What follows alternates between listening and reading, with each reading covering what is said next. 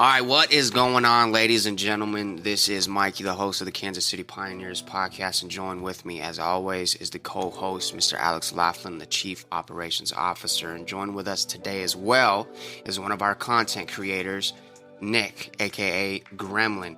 Now, would you mind basically telling the folks what goes on with being a content creator? Because I'm not too educated in all of that. So basically, what does that mean that you do for KCP? Sure. So essentially what I'm doing on a day-to-day basis is live streaming on Twitch. Basically everything I'm doing, playing with viewers, trying to just build up a community. And then on top of live streaming on Twitch, we are making YouTube content. Calypso is a video editor for the Pioneers, and me and him work together on a lot of content for YouTube. We go out weekly and record videos, and just making, I think Twitch works better for gaming content, and then YouTube is more. We've noticed that YouTube does a lot better when it's like IRL videos and vlog type videos versus like stream highlights and stuff like that. So just on a day-to-day basis, I try to wake up, start the stream up and do that for a couple hours. And then networking is another huge thing outside of Twitch and YouTube. Like Twitter and Instagram and all that kind of stuff that a lot of people overlook, but that's obviously a huge part of the day-to-day process as well. Okay. Yeah, so I was going to ask what you meant when you said go out and record. So you guys do like IRL videos too?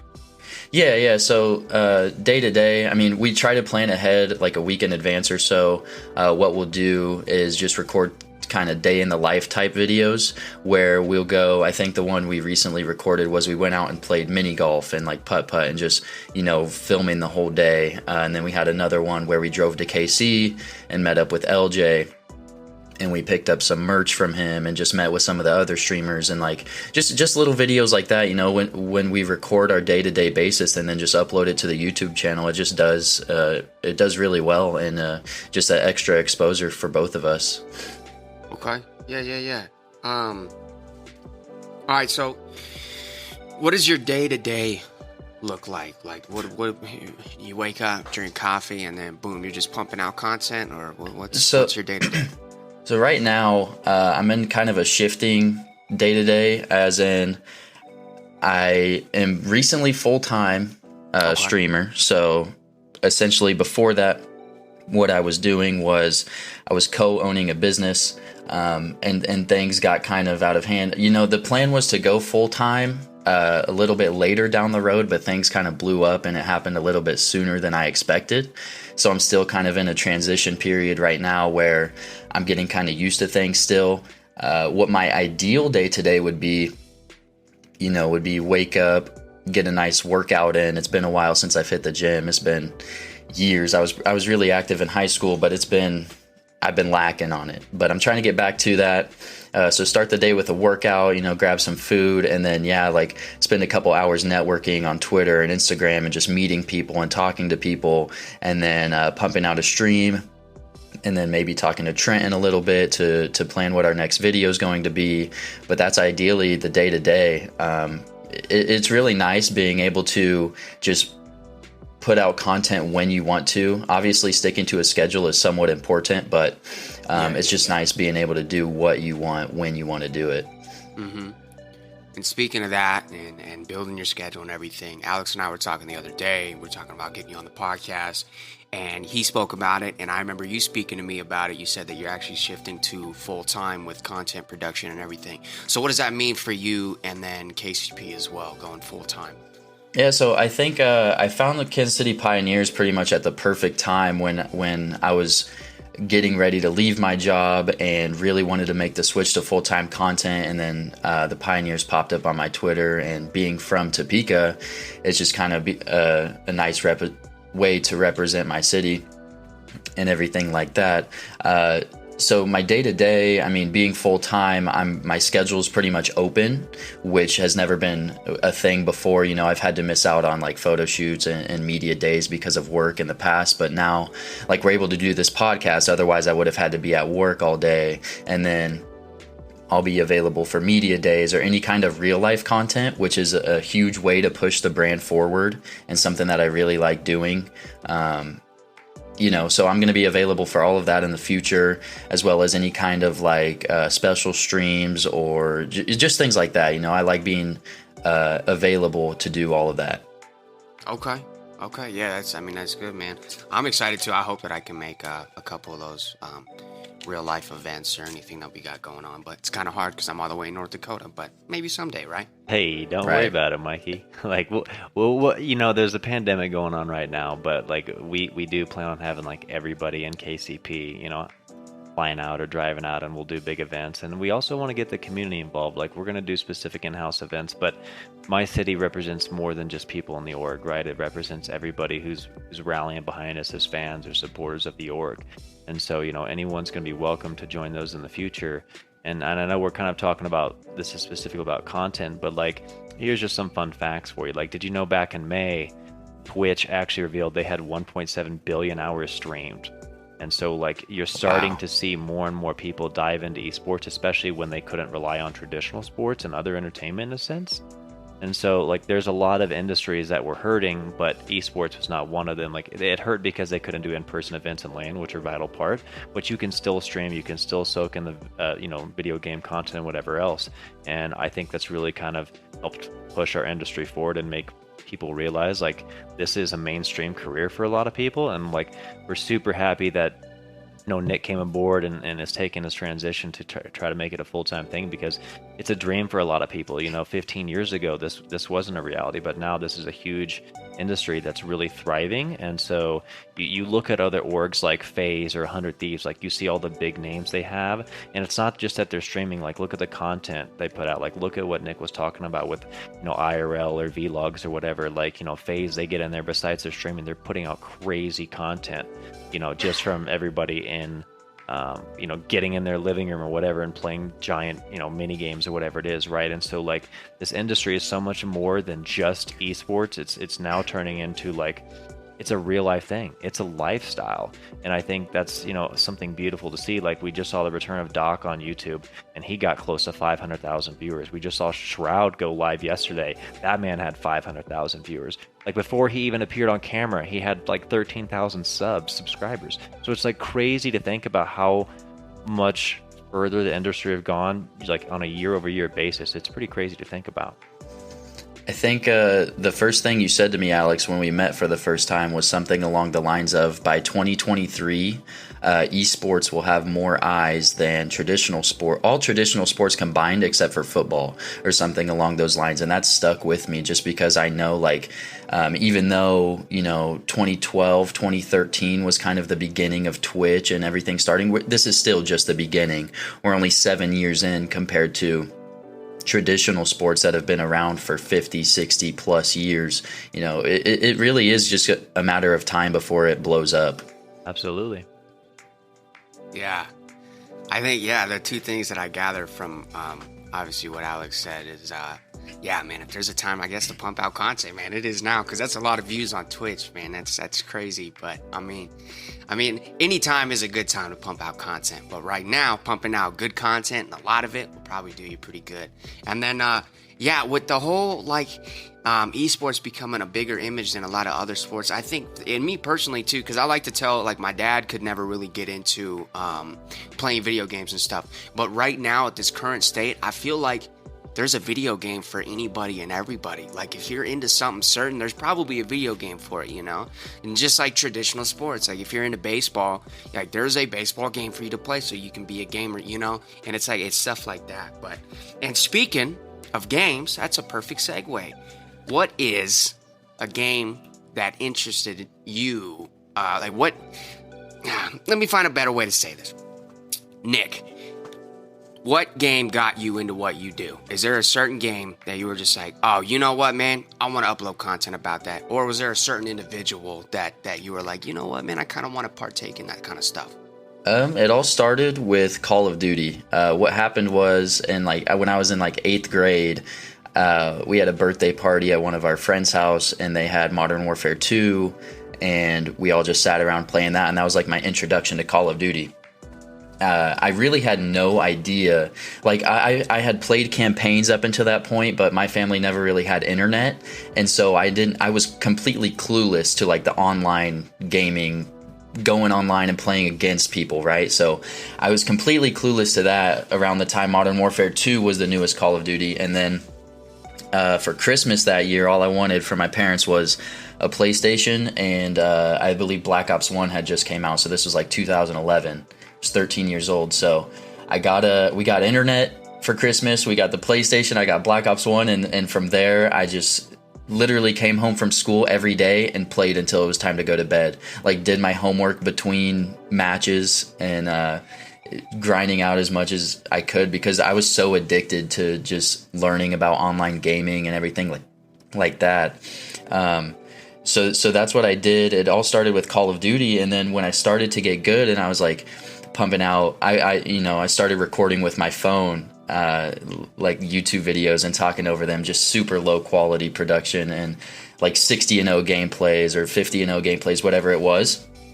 And then I would search up on YouTube, like, gaming tournaments, Call of Duty tournaments, how can I make money from this? Or, so I came across like Optic Gaming and Nadeshot, and that's really what got me into like content, was watching Nadeshot's YouTube videos and streams, and he's been my main inspiration pretty much to get to where I am so far. Yeah, there you go. I think the first team that I ever saw was FaZe back in 2011. But I was more into like obviously the quick scoping and stuff like that. I wasn't like a real big into like competitive like 4v4s and stuff like that. Just got a couple more questions for you, and then we're all gonna talk about some content stuff. But how long have you been in for KCP for now? Pioneers has been about 3 months now. I think I joined late May, so coming up on 3 months or so. Okay, and then how's it been, man? What are your thoughts? Dude, since joining, I've met so many people. I mean, I've scaled on Twitch and Twitter. Alex has really been helping me like track my monthly impressions and just keeping an eye on things that I didn't even like, tools I didn't even know were available to me before. And we've just been, as long as we were making month-to-month progress, the sky is the limit on where we can go. And so it's been nothing but amazing people. Like, I just met Sam and LJ in real life for the first time the other week, and they're both super chill and hardworking guys, and we communicated our goals to each other, and we share a lot of the same visions, and we want to do a lot of these things, and we all know it's a matter of time before these things happen. And then I also think we have a really, really great group of content guys, like Zach with Rocket League, and Equus is another great FPS player. I know I can't name everybody, but we're all on our own grind, but we all collab when we can and play games together when we can. And it's just incredible to be a part of a community based where I'm from. Like, I've been part of other teams before, and it's never been something to where it's like you join and then that's it. Like, you get their branding, they'll retweet your stuff, but it's not like you're talking to them every day, you're in meetings with them, you're forming ideas with them and stuff like that. So this is completely something way more professional and well ran than anything I've been a part of, and I just can't wait to see where we go here soon. Yeah, it's a different beast for sure, and constantly preaching the fact of the KCP family, and it's crazy because it really does feel like a family. We're always in the Discord, we're always talking. If somebody needs something, we're always able to reach out, and it's just a nice overall feel. Alex, you got anything to say about that, boss? Yeah, sure. Actually, there's a couple things. First, so when we onboard any of our content creators, so I would still say, even though we're gaining a lot of traction right now, especially in esports as KCP, we still are a grassroots organization at this point. And so like when we onboarded content creators, we let them know like there are some like quote unquote requirements for streaming for us and getting some of our branding out there. But it's more than that. Like, we're trying to help, whether it's players or staff or content creators. Like, we're all about growth as an individual and as a brand. And so like for instance, when I onboarded, Nick, it was about like, okay, you need to drop 3 clips a week. You need to stream X amount of hours. And it's not necessarily requirements. It's like, these are baseline goals and numbers that you need to accomplish if you're going to be successful, right? Like when you think about the big names like Doc and Ninja, and like, take away the crazy production and the fame for a second. Look at it from like the hard facts. What did it take for them to get there? Besides like being a funny or personality, it's all about doing the little things every single day to get to where you want to be. Like you can't skip out on certain days. You can't half-ass something if you want like really good quality content. And not necessarily, I'm not talking about an equipment perspective, but I'm talking about like if you really want your brand to grow and you want to interact with your viewers or your community, you have to be constantly on the ball with everything that you do. So like if you're just like, I don't feel like doing this today, or I don't feel like, you're never going to get to where you want to be, right? And I'm not saying like you can't take your mental health breaks, or you can't and absolutely you should go work out and you should go do those things to not only take care of your physical well-being, but your mental well-being.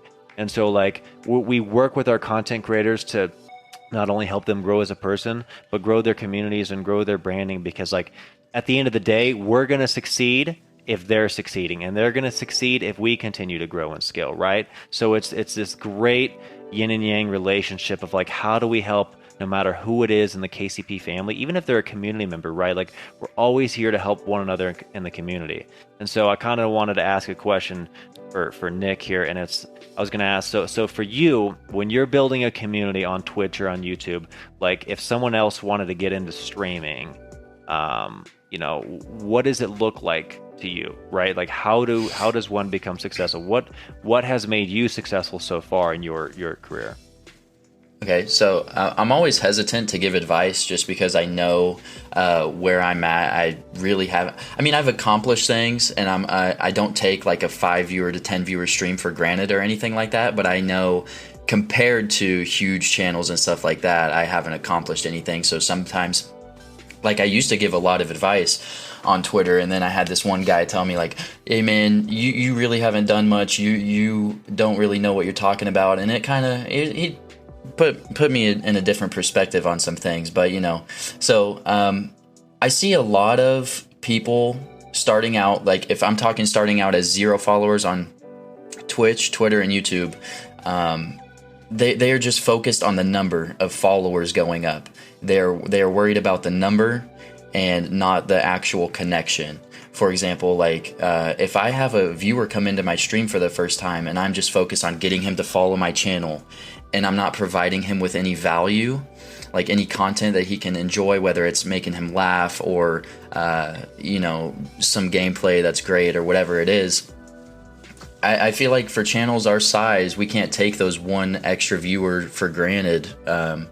We really have to appreciate every single person that stops by our stream, or even if it's something as simple as liking our tweets. It's important to interact with them and show them that we care about them, or they're just going to find someone else to watch.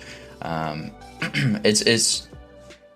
just focused on the wrong things, but it's easy to be focused on the wrong things because they don't see, like they haven't been doing this forever. They don't know what's really important yet. So I think it is important for them to seek advice or just kind of learn as they go. For example, when I started, I had no idea what I was doing. Literally, what I just explained to you was me in a nutshell. Like, I didn't know that connecting to people was important. I didn't know that networking was important. All I cared about was turning my stream on and wanting the viewers to go up, or wanting people to come to my stream and watch me, and like obviously talk to them and chat and everything. But then following them back on Twitter and seeing how they're doing for the day, little things like that goes a long way, and each person that comes into your stream is more than just a number, for sure. Oh, I think that's a perfect response, and I understand why you're hesitant to give advice, but I think it's really important because like no matter what that person says, like, oh, you're not Shroud or Ninja, it doesn't matter, because like they were at that point, at one point, maybe they weren't at 0 viewers, but they were at 50 viewers or 100 viewers, right? Like they weren't big names in the streaming community. And I think any bigger streamer will tell you, especially, as you're growing, like you have to provide value to your viewer, right? And just playing gameplay doesn't cut it anymore, because there's so many streamers out there that like if you're not doing the right things as far as building your personal brand or building a community and naming your community and like making cool catchphrases or whatever it is, if you're not providing value, if you're not checking in on your viewers, if you're not doing those kind of things, like why do they care to follow you? Like you said, there's a million other options. We could 100% make an entire podcast series on advice, because I just kind of barely scratched the surface, and I have a lot more to say about it. I can tell you have a lot more to say about it, but we would just go way too in depth with that.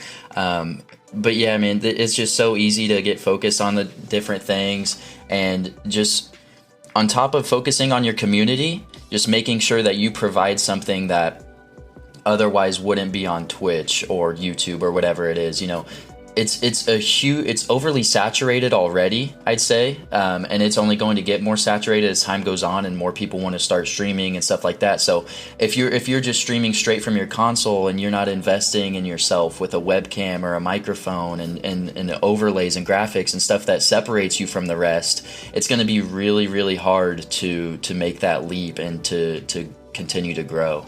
Yeah, go ahead, Mikey.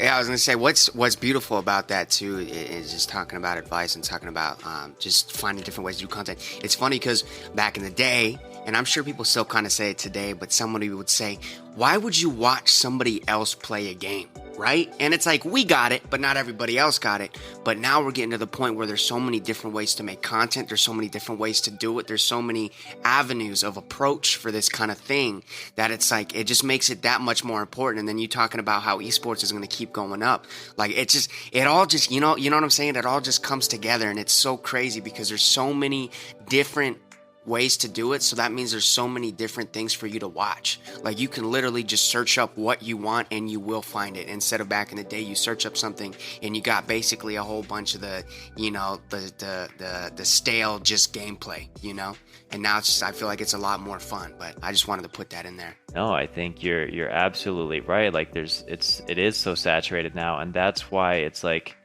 it's very important that people need to stop looking at things from a number perspective, like Nick said, and realize, what are the numbers? They're human beings.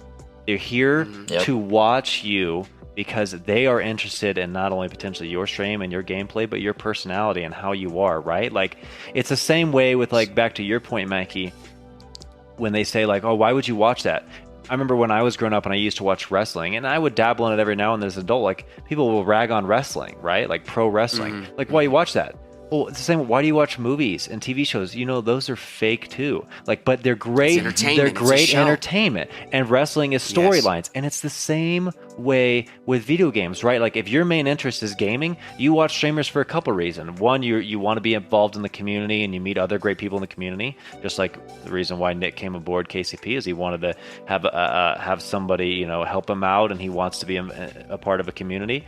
And, another part of why people invest in streamers is because they want to get better. And a lot of times you watch people who are better than you at gaming, so you can learn tips and tricks now. You can watch them in the real-time process and not some edited thing on YouTube, right? Which, don't get me wrong, YouTube's great for that too, and tutorials. But it's just like, it's a completely different level of interaction. And I think back to my original point is like, no matter what your number count is, like if it's 5, if it's 10, if it's 20, like those are human beings behind that screen. And like the more that you can develop relationships with them and connect to them on a deeper level, the more likely it is that you're going to grow. And don't get me wrong, what Nick said is great. Like the equipment, investing in yourself and investing in your stream, like all that is very, very important. And it's going to make you perceive that, like, I really want to do this full time, and this is what I want to do for the rest of my life, or at least the next portion of my life.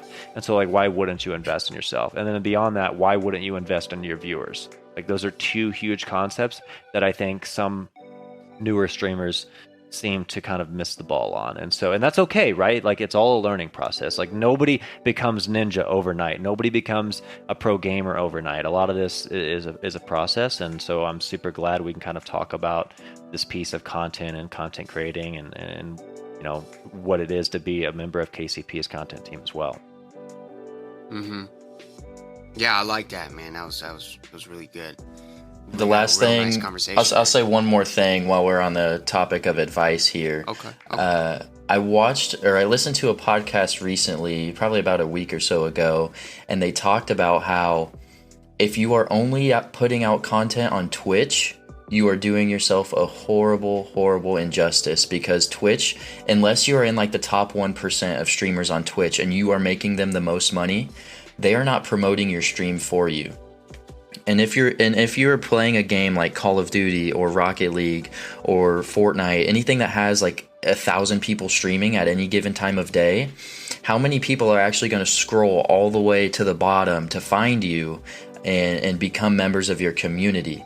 That's why putting out content on Twitter and Instagram and TikTok and these other websites that have algorithms for people to find you way easier than Twitch does, it's so important. I try to upload clips to Twitter as much as possible, and that's just another huge opportunity that up and coming streamers have, is to use those platforms. That's a really good point. Yeah, it is. It really is. All right, so I'm just gonna plug a couple topics, and then Alex, I got a question for you after that. So, in between the last recording session, we had the My City Summer Drop for the merch, which is a really cool video. If you haven't seen it yet, definitely, check it out. It goes into that IRL content that Nick, you were talking about, and it's cool. I'm still waiting on mine, and I'm super excited because I got a text that said, "Hey man, your stuff's on the way," and I cried. So I am, very stoked out for that. And then also, the regular merch. We just launched the full merch line for KCP, which is on KCP.gg. Definitely go check that out if anybody listen to this. If you want some merch, and look, I'm telling you right now, if you haven't looked yet, you need to. Okay, Fire! It's awesome. Yes, I'm excited. And then we in between the last recording and this recording too as well, we competed in that Gears the Gears Major. We finished in 6th place. It was awesome. I myself have never really watched Gears, but I had a great time, especially in the watch parties too. I had a great time watching KCP compete. But also, there is the Gears of War channel actually uploaded all the individual games. So if you're interested and you didn't get to catch all of those games and you just want to check them out, you can do that on YouTube. And this goes directly into my next topic. So we're also competing in, I believe it's RLCSX, if I said that right, so many letters. But we're competing in Rocket League right now. And we just had the grid week 1. And Alex, you just uploaded that on the KCP Twitter. Can you talk about that a little bit and what kind of went into getting that situated? Yeah, so RLCSX, or if you just want to refer to it as Rocket League, it is the 10th season of Rocket League. It's by far the biggest yet. And so there's a lot of ways you can watch Rocket League content. There's the field, which is... It's kind of hard. The field is like an open format for a lot of different teams trying to make a name for themselves. And then there's the grid, which is the top 16 teams in North America, and then the top 16 teams in Europe. And we compete in that. Like today we play Envy, one of the biggest orgs out there. And last week we got to play G2. And speaking of G2, yes, so the grid, each organization gets their own broadcasting rights for that. So we stream on our channel, Twitch TV/PioneersGG_. And you can find that on a lot of different, our Twitter, Discord, or whatever. We'll hook anybody up with those links. But yeah, so we streamed that. We got our own broadcasting team and production team, and it looks amazing. And so basically, I just took the G2 match and just uploaded that to YouTube. So anybody, and I'll continue to do so anybody can kind of go back and watch our journey and watch the boys play and grow as the season progresses. And speaking of Rocket League, not only is the grid today, but we're also just qualified for the regional event this weekend. North America is first regional, which is pretty awesome. So there's going to be a lot of teams battling it out head-to-head this weekend. So there's always content, right? So like, I know it's esports, it's still content. Like from an org perspective, we're going to be pushing it out. And we have crazy watch parties in the Discord, by the way. So people are more than welcome to join us. And not just for Rocket League. We have watch parties for Gears. We'll have watch parties for any esports that we continue to move into in the future. Super exciting. Can you plug? Oh, well, I mean, you got to have an individual link for Discord, though, don't you? Well, yeah, but you can get that straight off our Twitter. Right in the bio, there's an invite. Anybody is welcome to join. There we go. Okay. Yeah, obviously everybody knows if you watch the previous episode, I talked to Beast Mode for a little bit. Incredible individual. But I actually ended up getting called in when we competed for the last for the Grid 1. And As soon as I tuned in, though, I got to work and I was like, okay, I'm gonna pull it up. I'm gonna watch for a little bit. As soon as I tuned in, man, Beast Mode scored twice, and I just freaked out. I was like, oh, it was awesome. So I really look forward to being able to actually watch Rocket League later today. But that's pretty much gonna do it. I think we're just gonna leave it for an open forum here, just for a quick second. Is there anything you guys want to add in or say real quick? Well, I would just like to ask. For Nick here, like, so what's, I know you kind of touched on it earlier, but like, what's it like being a part of Kansas City Pioneers? And like, specifically what I'm asking is like, for those streamers who are not part of an org, not saying you need to be a part of an org or anything like that, but like, what are some of the advantages of becoming part of an org? And then kind of the support system that you get.